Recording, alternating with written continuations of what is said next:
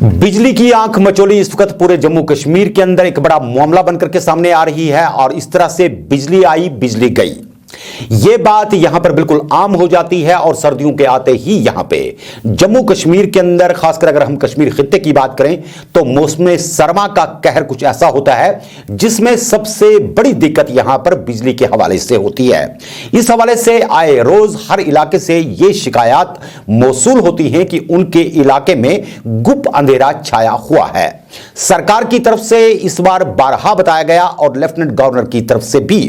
यह हिदायत दी गई कि अगर किसी भी इलाके में कोई भी ट्रांसफार्मर जल जाएगा तो उसकी फौरी मरम्मत के हवाले से एक बाज़ाब्ता तौर पे स्कीम मरतब की गई है जिसमें यह बताया गया है और वाज़ेह हिदायत दी गई हैं कि सरकार ऐसे जगहों से जहां पर भी बिजली का ट्रांसफार्मर जल जाएगा उसे 24 घंटे के अंदर अंदर ठीक करके दोबारा नस्ब कर देगा और इस तरीके से इमसाल बिजली की सप्लाई में जो बिला वजह की हफ्तों महीनों तक ट्रांसफार्मर्स की खराबी की वजह से रुकावटें दरपेश आ जाती थी और आवाम को भारी नुकसानात से भी दो चार होना पड़ता था और कई जगह पर लोग इल्जाम लगाते थे कि ट्रांसफार्मर की मरम्मत से लेकर के ट्रांसफार्मर की ट्रांसपोर्टेशन यानी कि उस वर्कशॉप तक पहुंचाने के लिए जहां पर यह ट्रांसफार्मर ठीक करना है, इस हवाले से लोगों से भारी रकूमात मांगी जाती थी और इस तरह से इसके अंदर एक बड़ी करप्शन हुआ करती थी। लेकिन यूनियन टेरिटरी बनने के बाद यहां पर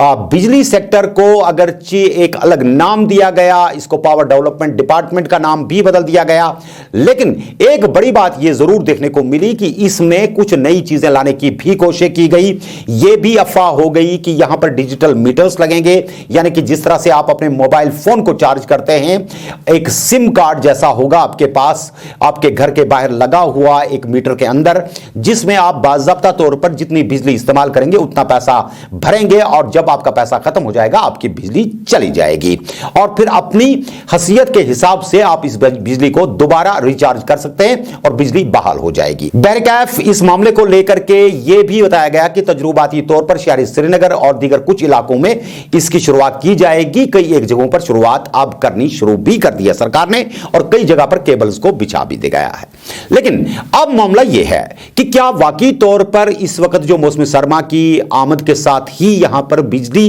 के हवाले से खदशात हैं उनको दूर किया जा सकता है।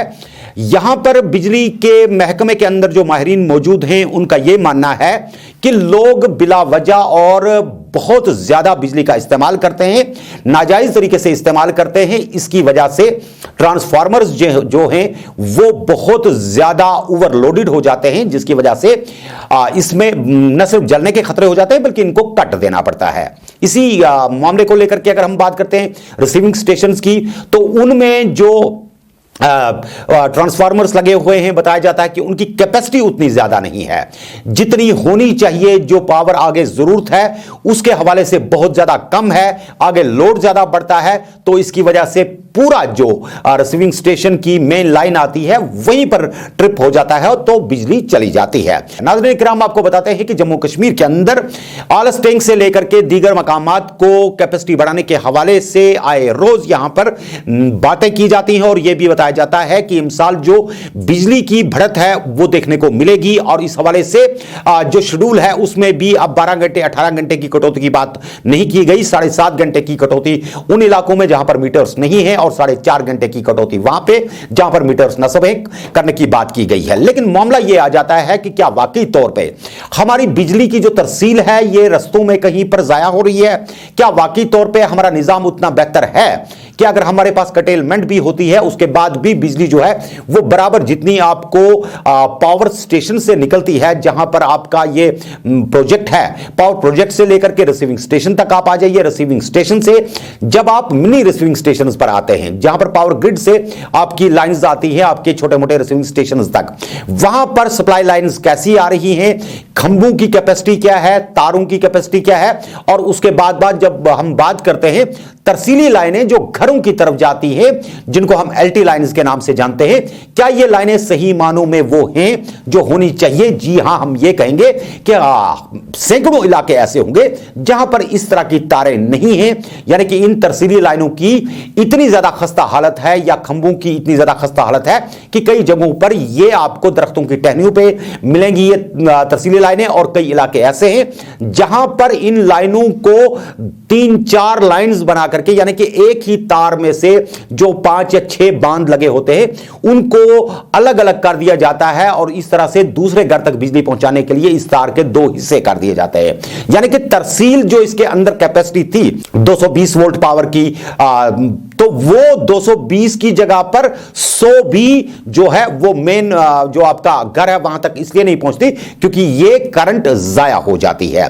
टेक्निकल वजूहात क्या कुछ होंगी क्या नहीं होंगी, इसके लिए हम टेक्निकल माहिरीन को यहां पर पहुंचाएंगे और वो आपको बताएंगे कि किस तरीके से ये लाइंस जो है वो रास्ते में किसी जगह पर आपका इंसुलेटर लीक है तो इंसुलेटर को बदलने की जरूरत है जो खंबे के ऊपर लगा हुआ है, अगर वो भी लीक है कहीं पर उसकी वजह से भी बिजली जो है सही मानों में घरों तक नहीं पहुंचती। लेकिन आज हमारा जो कहने का और बताने का मुद्दा है वो ये है कि जम्मू कश्मीर के अंदर सबसे बड़ा मामला बिजली के हवाले से सर्दियों के अंदर रहता है। इस हवाले से अगर आज दिन की ही बात करें तो आपको बताई देते हैं कि प्रिंसिपल सेक्रेटरी पावर हैं रोहित कंसल, उन्होंने आज अनंतनाग जिले का दौरा किया जहां उन्होंने बिजली के हवाले से मुकम्मल जायजा लिया और कई एक ग्रिड स्टेशन और रिसीविंग स्टेशन का दौरा किया और अफसरान को हिदायत दी कि मौसम सरमा के पेश नजर सभी इलाकों में बिजली सप्लाई को मुकम्मल तरीके पर पहुंचाने के लिए कोई भी लैतोलाल से काम नहीं लेगा और लोगों से भी अपील की कि वो बिजली को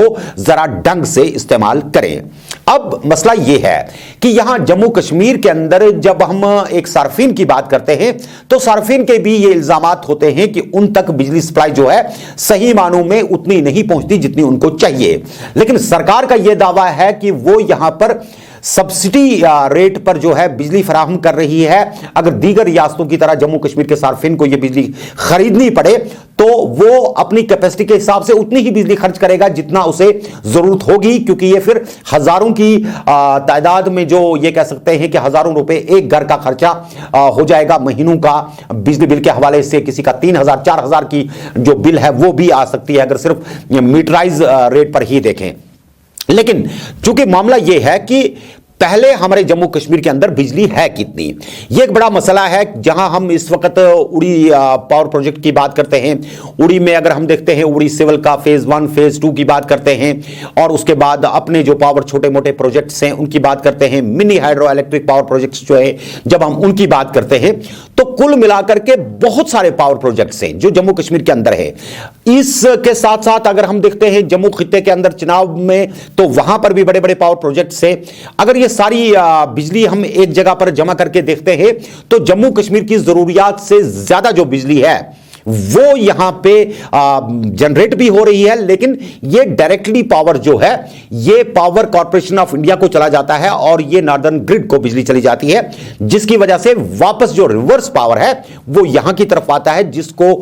खंबे लगाने के लिए टावर्स को ठीक करने के लिए विंटर्स में आपने देखा होगा अगर हम पहाड़ों की बात करें, उन सिलसिलों की बात करें जहां से ऊंची ढलानों के ऊपर से ये टावर्स आ रहे हैं, अगर मामूली कहीं पर थोड़ी सी जमीन खिसकनी शुरू हो जाती है तो तरसीली लाइनें जो हैं या तरसीली टावर्स जो है उनका नुकसान हो जाता है। गुज़श्ता साल अगर आपको याद होगा सर्दियों के अंदर आपको मालूम होगा कि जो सोपोर के ग्रिड से बिजली आ रही थी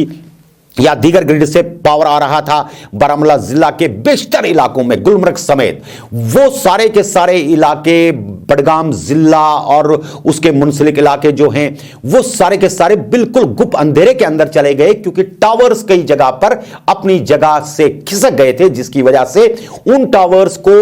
3 फुट 4 फुट बर्फ के बीच में जाकर के ठीक करना, दोबारा उनको किसी जगह पर स्टैंड करना या स्टैंड बाय टावर वहां पर नस्ब करना छोटी बात नहीं थी, जिसको लेकर के एक बड़ा मामला उसको सरकार के सामने यह आ गया कि किस तरीके से इस बड़ी एक जो चैलेंज है इस चैलेंज के बीच में से निकला जाए। इसके लिए दिन रात उसको मुलाजमीन ने काम किया और इस तरीके से जाकर के कहीं पर वो बिजली बहाल हुई, लेकिन महीनों का वक्त लग गया और सरकार जितना अपनी तरफ से कोशिशें कर रही थी कि बिजली बहाल हो जाए, नहीं हो पा रही थी क्योंकि मौसम भी आ रहे थे और वो जमीनें भी जहां पर ये टावर लगे हुए थे, क्योंकि वहां तक की रीच ऐसी बर्फ के बीच में बड़ी मुश्किल थी। इस हवाले से आज के प्रोग्राम में हमने सोचा कि क्यों ना बात की जाए बिजली की तरसील के हवाले से और किसी एक इलाके पर ही हम आज थोड़ी सी नजर डालेंगे, ताकि अलग अलग इलाकों पर जब हम बात करेंगे तो यह पता चला गया कि हमारे पास टोटल जनरेशन कितनी है, बिजली कितनी वहां से पैदा होती है, तरसीली निजाम कैसा है, लोग किस तरीके से बिजली इस्तेमाल कर रहे हैं, ताकि अलग अलग इलाकों की जब हम बात करेंगे तो अलग अलग तरीके से यह पता चल पाएगा कि बिजली का निजाम हमारा कैसा है, कैसा होना चाहिए, लोग किस अंदाज में इस्तेमाल कर रहे हैं और लोगों से जो आला अफसरान हैं वो क्या कुछ इस मामले में गुजारिशात करते हैं। आप देख रहे हैं केटीवी उर्दू कश्मीर शाहिद बुखारी के साथ।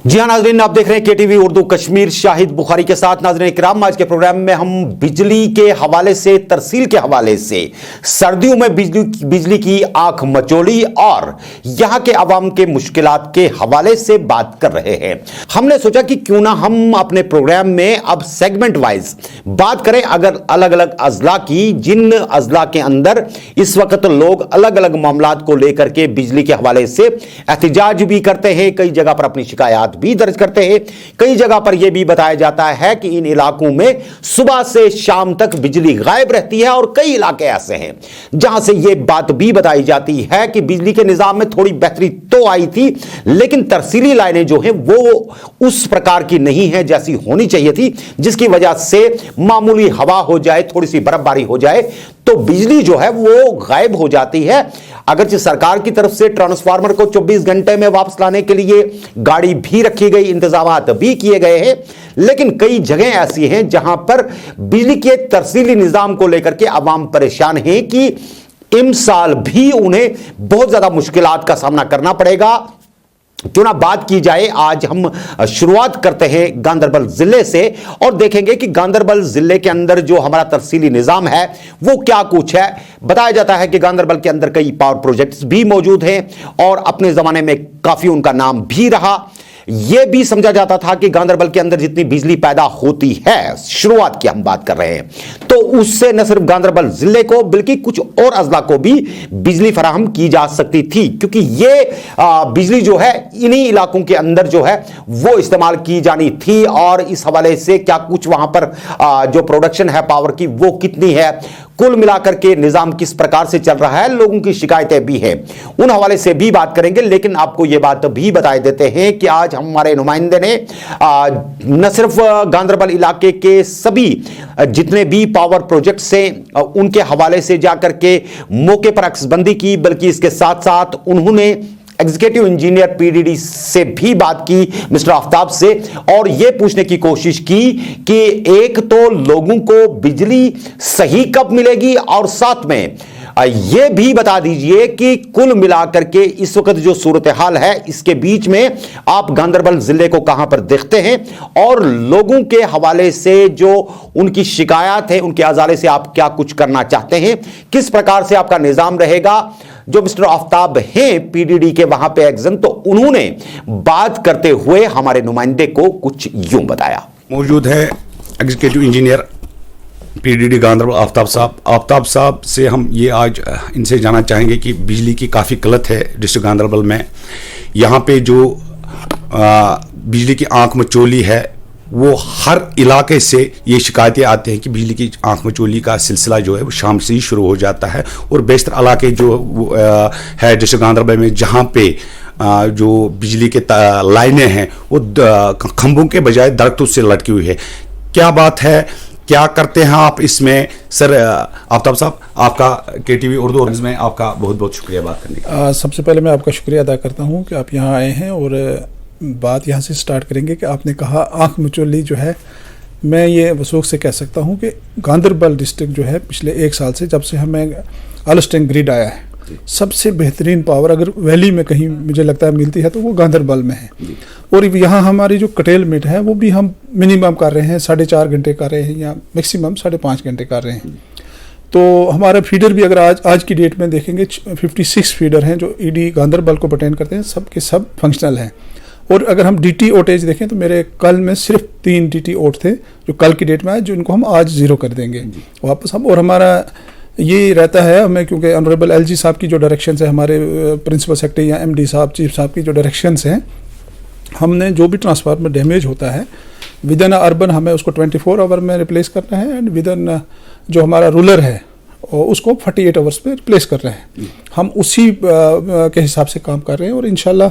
मैं ये समझता हूँ कि इस साल तो बहुत ही बेहतरीन पावर, हमें लोगों के इवन फ़ोन आए हैं, कहते हैं हम फॉर द फर्स्ट टाइम देख रहे हैं जी कि मैंने यहाँ से ट्रांसफार्मर भेजा, वहाँ से डैमेज लाया है, ना कि हम पहले गाड़ी उधर भेजते थे, डैमेज उठाते थे, फिर यहाँ से भेजते थे। अब हमने इंशाल्लाह ये कर रहे हैं कि हम यहाँ से ट्रांसफार्मर भेज रहे हैं, उनको इंस्टॉल करके वहाँ से डैमेज वापस ला रहे हैं। तो इंशाल्लाह मुझे लगता है कि ये तो यहाँ तो बहुत अच्छी पावर है, ऐसा तो कुछ मेरी नॉलेज में अभी तक नहीं आया है। लेकिन दूसरी बात यहाँ ये है कि आप बिजली की जो तरसीली जो निज़ाम है, जो बहुत बेशतर इलाकों में हमने देखा है कि जो तारे हैं वो दरख्त से लटकी हुई है, वहाँ पे बिजली के जो खंभे हैं वो मौजूद नहीं, उसके लिए आप क्या कहते हैं? मैं ये गुजारिश करूं कि हमारा अभी इस साल प्रोग्राम स्टार्ट हुआ है रिप्लेसमेंट ऑफ वुडन पोल और बारबेड वायर। जो हमारा इस साल का फेज़ है उसमें हम लगभग कोई 400 पोल रिप्लेस कर रहे हैं,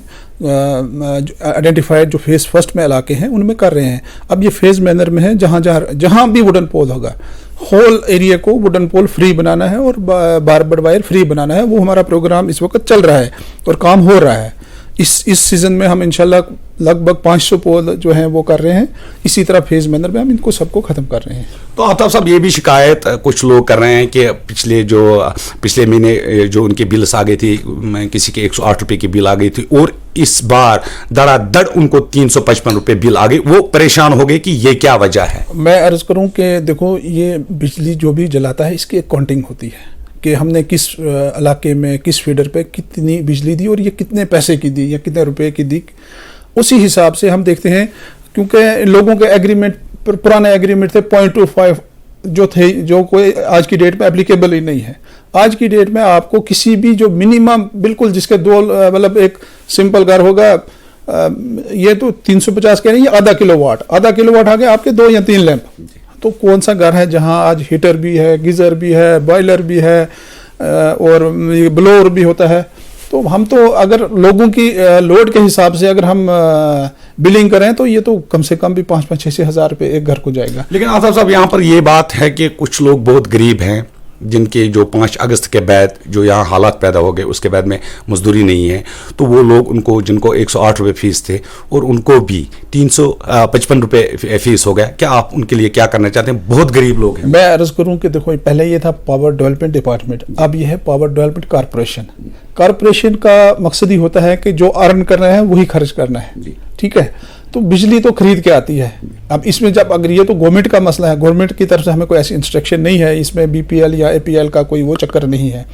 जितना कोई बिजली जलाएगा उतना उसको किराया तो देना पड़ेगा, इसमें तो कोई दो राय है नहीं है। आप भी क्योंकि ये समझते हैं कि बिजली ये हमारी यहाँ बहुत कम जनरेट होती है, ये तो हमारी समझ लिया अगर हम पूरे कश्मीर की बिजली भी जनरेट करें तो वो एक गांधरबल को भी पूरी नहीं होगी। हम बिजली ये बाहर के स्टेट से खरीद के लाते हैं और यहाँ के लोगों को सब्सिडाइज रेट पे मिलती है ये। तो इसलिए मेरी गुजारिश है सभी से कि आप बिजली का, पहले तो ये गुजारिश करूँगा कि पीक आवर्स जो हमारे होते हैं, जो शाम 4 बजे से स्टार्ट होते हैं 10 बजे तक, सुबह 4 बजे से स्टार्ट होते हैं सुबह 9 या 10 बजे तक, इसमें हीटिंग लोड जितना भी है अगर वो अवॉइड करेंगे, एक तो उनको बहुत अच्छी बिजली मिलेगी। दूसरा जो हमारा ये डैमेज रेट है ट्रांसफार्मर, जिसमें हमें बहुत खर्चा हो जाता है, हमारा पूरा मतलब पैसा ऐसे नहीं, हमें गवर्नमेंट पैसा देती है बट अननेसेसरी जो लॉस होता है ये कहीं दूसरी जगह डेवलपमेंट के लिए इंसान इसको इस्तेमाल कर सकते हैं अगर लोग कॉपरेट करें। जो ये मतलब अननेसेसरी लॉस है, इसको अगर लोग कॉपरेट करें तो ये हम इसको बचा सकते हैं इस पैसे को। आप कितना बिजली एक घर को देते हैं, कितने पैसे को देते हैं और वहां से कितना पैसा आपको वापस आ जाता है? देखो, ये लोगों के लिए, आप अगर आप अपने घर में जी आपकी ज़रूरत क्या है, ठीक है, सपोज आप कहेंगे मुझे फ्लैट 5 किलोवाट दे दो जी। अब 5 किलोवाट अगर वो फ्लैट रेट है तो वो कम से कम 4-5 हज़ार रुपये की 6 हज़ार रुपये की बनती है। अगर आप मीटर्ड हैं तो मीटर में आप आपकी हिम्मत है, आप जितनी बचाएंगे, कितना इस्तेमाल करेंगे, उस हिसाब से बिलिंग होगी। तो बहुत ये मैंने देखा कि जो सुरफरा सुंबल पावर हाउस है वहाँ पर एक ट्रांसफार्मर जो है उसके लिए प्लंथ भी बनाया गया है, लेकिन उस ट्रांसफार्मर को अभी वहाँ पर नहीं लाया गया, ना ही उसको इंस्टॉल किया गया है, जिसकी वजह से वहाँ पे जो है पुराना ट्रांसफार्मर वो ओवरलोड हो जाता है, जिसकी वजह से वहाँ पे बिजली की जो आंख मचोली का सिलसिला जो मैंने आपको पहले ही कहा वो शुरू हो जाता है शाम से ही। मैं आपको बताऊं, ये जो पीएमडीपी रूरल में हमारा वहाँ आगमेंटेशन हो रही है उसका सिविल वर्क कंप्लीट हो गया है। हमने ट्रांसफार्मर के लिए रिक्विजिशन कर दी हुई है, क्योंकि ये ट्रांसफार्मर पावर ट्रांसफार्मर है, ये अवेलेबल रेडली नहीं होता है। ये पहले डिमांड देखनी पड़ती है, फिर उसके लिए ऑर्डर प्लेस करने पड़ते हैं, फिर मैन्युफैक्चरर बनाते हैं, फिर इसकी इंस्पेक्शंस होती है, क्योंकि ये 40-50 लाख रुपए का ट्रांसफार्मर होता है। ये कोई छोटी चीज़ तो है नहीं, कोई बना के रखेगा। 50 लाख कोई इन्वेस्ट उसी वक्त करेगा जब उसको ऑर्डर मिलेगा, तो इसमें टाइम लगता है। हमने ये already centre store, government centre store से इन्होंने ऑर्डर प्लेस कर दिए हुए हैं, तो उनके पास जो जैसे जैसे आता जाएगा, सारी वैली का मसला है, तो इंशाल्लाह ऐसी भी वहाँ कोई दिक्कत नहीं है कि वहाँ पर पावर हमारी स्मूथ नहीं चल रही है। मेरा सुंबल सुरफरा हो गया, गगनगीर हो गया, कंगन हो गया, ये बड़े स्मूथली चल रहे हैं इसमें। और हमारा चिन्नर था, वहाँ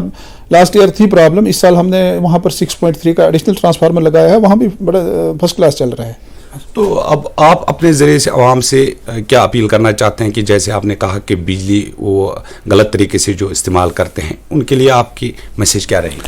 और मेरी ये सभी तमाम ही जो हमारे ये कंज्यूमर हैं, हमारे बड़े अच्छे यहाँ पढ़े लिखे लोग हैं, ये खुद भी समझते हैं। मेरी ये उनसे गुजारिश रहेगी, एक तो वो हीटिंग लोड जो ये बॉयलर गीज़र वगैरह पीक आवर्स में, तो एटलीस्ट मेरी रिक्वेस्ट रहेगी कि इसको अवॉइड करें आप प्लीज़। उससे क्या होगा, अच्छी पावर मिलेगी आपको, बच्चों को पढ़ने का भी मौका मिलेगा, अच्छी और हमारा जो और है सबसे ज़्यादा जो ये बात है कि हमारा डीटी जो डैमेज रेट है ये भी कम हो जाएगा, उससे इनकन्वीनियंस लोगों को नहीं होगी। मेरी ये गुजारिश रहेगी लोगों से। ये बात कर रहे थे हमारे साथ executive engineer PDD Ganderbal Aftab Ahmad, जिनका कहना है कि यहाँ पे जितना भी तरसीली निज़ाम जो है वो बिल्कुल अगर किसी जगह ख़राब है तो उसको बेहतर बनाने के लिए वो इक़दाम करेंगे, और लोग बिल्कुल गलत बिजली का जो इस्तेमाल है वो ना करें। KTV उर्दू के लिए मैं गांधरबल से गुलाम। जी हाँ नाज़रीन, जिला गांधरबल के हवाले से जब हमने आपको ये एग्जीक्यूटिव इंजीनियर की बाइट दिखाई, इनके साथ बात कर रहे थे हमारे नुमाइंदे गुलाम नबी रैना। नाज़रीन किराम, अब आपको गांधरबल जिले के पावर के हवाले से हम मुकम्मल जानकारी देते हैं कि क्या कुछ मंजरनामा जिला गांधरबल का था और इस वक्त सूरत हाल क्या कुछ है। देखिए नाज़रीन, आपको बताते हैं कि गांधरबल जिले में 3 पावर प्रोजेक्ट जो है वो मौजूद हैं, जिसके बावजूद भी वहां पर आवाम को बिजली की आंख मचोली, तरसीली लाइनें बेहतर ना होने की वजह से या दीगर मामलात होने की वजह से कोफतों का सामना ही करना पड़ता है।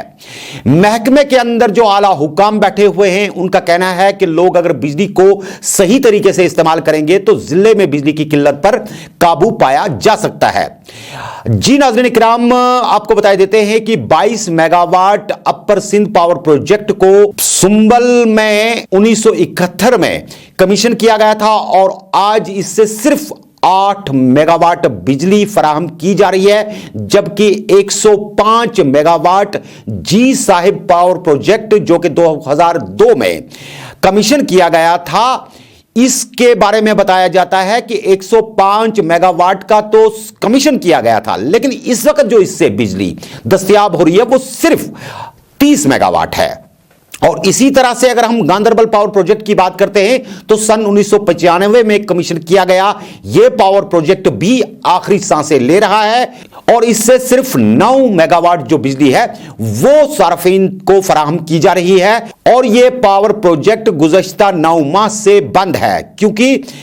मिल शाही बाग कनाल की मरम्मत की वजह से पानी की सप्लाई बंद पड़ी हुई है। इस हवाले से नाज़रीन किराम आपको बताते हैं कि जब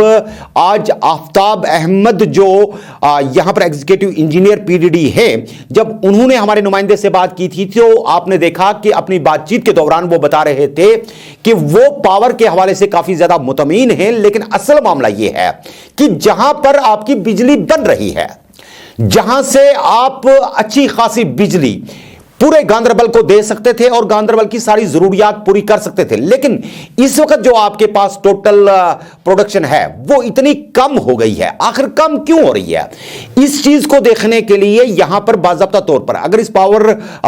डिपार्टमेंट की हम बात करते हैं तो सही मानों में जहां इस वक्त ट्रांसफार्मरों की मरम्मत के लिए ओवरहॉलिंग सेंटर्स बनाए गए हैं, तो ऐसा लगता है कि इस पीडीसी को भी कहीं पर जाकर के ओवरहॉल करने की जरूरत है। क्योंकि जब तक आप इसे ओवरहॉल नहीं करेंगे और यह नहीं देखेंगे कि इतने साल में इन प्रोजेक्ट्स में इतनी कमी क्यों आई प्रोडक्शन में। देखिए, पानी जो है उसके लिए जो कनाल बनाई जाती है उसकी मरम्मत के हवाले से टेंडरिंग हुआ करती थी, होती भी होगी और होती भी रही है। और साथ में जब हम मशीनरी की बात करते हैं, अगर यह कमर्शियल इदारा है जिसकी बिजली बिलाशुबा हम अब यह भी मान लेते हैं कि नॉर्दर्न ग्रिड को भी जाती होगी, लेकिन क्या सही मानों में यह बिजली जो यहां से निकलनी चाहिए थी, जो इसकी पैदावार होनी चाहिए थी,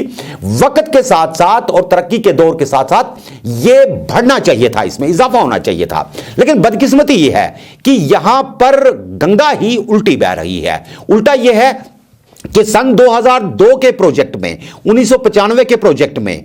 और जो अगर हम फिर बारामूला की बात करते हैं, वहां पर मोहरा प्रोजेक्ट की बात करेंगे, किसी पुराने प्रोजेक्ट की बात करेंगे, उन प्रोजेक्ट्स में और इन प्रोजेक्ट्स में जब हम आपस में किसी जगह पर मिलाकर के देखेंगे तो एक जमीन और आसमान की तफावत आ जाती है कि जदीद दौर में बने हुए ये यहां के पावर स्टेशन अगर इस पोजीशन पे आ जाते हैं जहां इनकी जो होनी चाहिए थी प्रोडक्शन इतनी ज्यादा गिर जाएगी। क्या मशीनरी नाकस है? क्या चलाने वाले लोग नाकस हैं? क्या इसकी देखरेख नहीं हो पा रही है? क्या इसके लिए फंड्स वागुजार नहीं किए जा रहे? तो फिर इतना पैसा, यानी कि एक बहुत बड़ी रकम खर्च करके इतने बड़े पावर प्रोजेक्ट्स को बनाने की जरूरत ही क्या थी? जरूरत तो इस बात की है कि इस वक्त गवर्नर इंतजामिया जहां सभी महकमों का ओवरहॉल कर रही है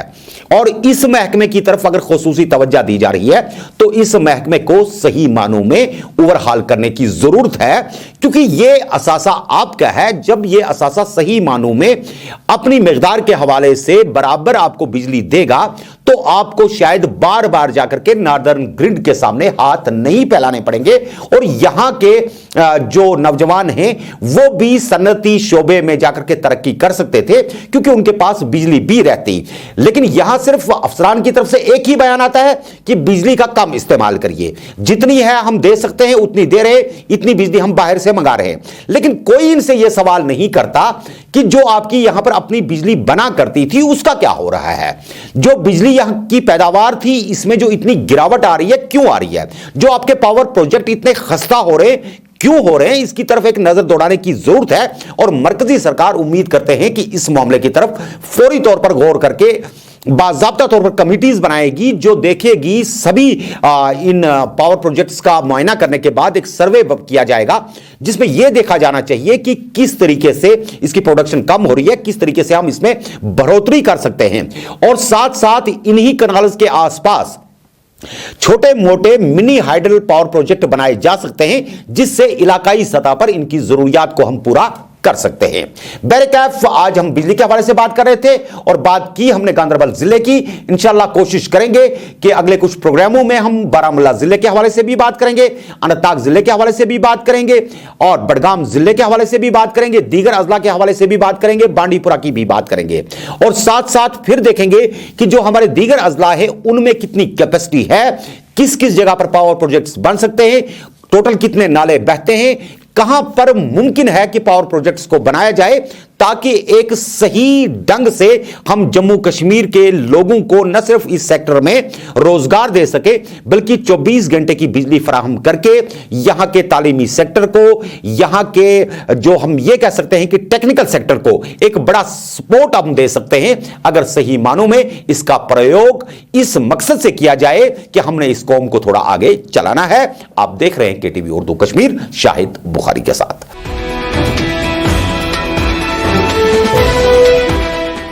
नाज़रीन, परवीन शाकिर का एक शेर है कि गिरी थी कल जहां बिजली वो मेरा आशियां क्यों हो। नाज़रीन इकराम, आपको बताते हैं कि आबी गुजर इलाके में आज उस वक्त कोहराम मच गया जब वहां पर एक हाउस बोट अचानक ही उलट गया और पानी के अंदर डूब गया। जिसको लेकर के इलाके के अंदर काफी ज्यादा सरमाएगी पैदा हो गई और इसके चलते वहां पर एक और गरीब का आशियाना मुकम्मल लुट गया। इस हवाले से वहां पर कई रिकत आमेज मनाजिर भी देखने को मिले। बताया जाता है कि यह हाउस बोट बहुत ज्यादा पुराना हो चुका था और किसी वजह से आज तवाजुन खो करके पानी के अंदर सिंक हो गया। क्या कुछ मंजरनामा वहां पर था, आइए आपको दिखाते हैं और ये खवातीन क्या बात करती हैं ये भी आप सुनिए।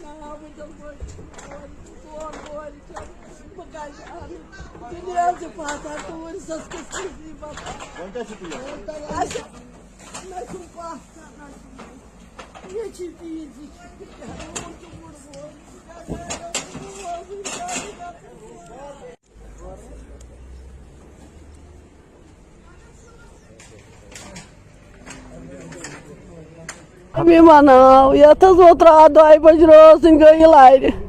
अत गोटिस मौसम पोसा दिमोज कोत कहीं पोस खुदा गवा अगर पोस अगर पोस बह सठा मिस्किन तो मुजलिम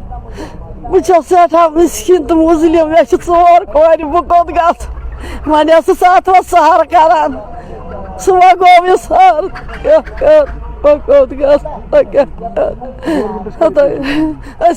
अपील करा गवर्नमेंटस दीता प्लाट नावन कतिस पोस जेना जखा क्रेक डाउन सून कतिस पोस कुन कह वुचान हरसम तथ नज दितम प्लाट दुनिया 2005 मज पर तथ दितम प्लाट कहें दितम वह कत गस नाय ब्यूत सार कर गवर्नमेंट मे पे कर इंसाफ अगर बह प्लाट लड़ा 2005 मज लड़ा तथ पान कहीं दितम सारे दितुक मे दितुक वन अपील करा गवर्नमेंटस इंसाफ मंगान मे करू क्या मगर यह गो मे आबस खोतुम पलव सची योद्र गया मे क्या बटिस पे तुम चकस तुम वो मे क्या गो मे क्या मुझे सठा मिस्किन। तो नाज़रीन किराम, इसके साथ ही आज के प्रोग्राम का वक्त भी पहुंचता है अपने इख्तिताम को। अगर खुदा ने चाहा एक नए शुमारे में फिर होगी आपसे मुलाकात। अपना बहुत बहुत ख्याल रखिएगा। हमें दीजिए इजाजत। खुदा हाफिज़ नासिर।